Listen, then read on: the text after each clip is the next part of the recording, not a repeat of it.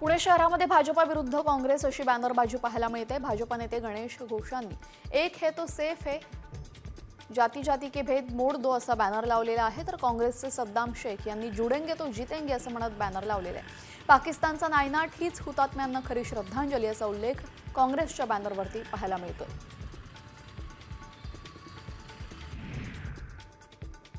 पुण्यातील खडकवासल्यामध्ये पहलगाम हल्ल्याविरोधात मनसेनं आंदोलन केलेले। यावेळेस पाकिस्तान विरोधात जोरदार घोषणाबाजी करण्यात आली आणि पाकिस्तानचा झेंडा जाळला। तसेच मनसे कार्यकर्त्यांनी पाकिस्तान मुर्दाबादच्या घोषणाही दिल्या।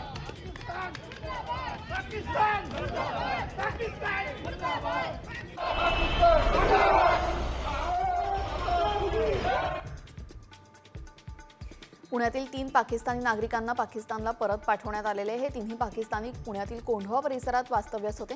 आपत्कालीन व्हिसा घेऊन ते भारतात आले, मात्र केंद्र शासनाच्या आदेशानंतर ही कारवाई सुरू केली।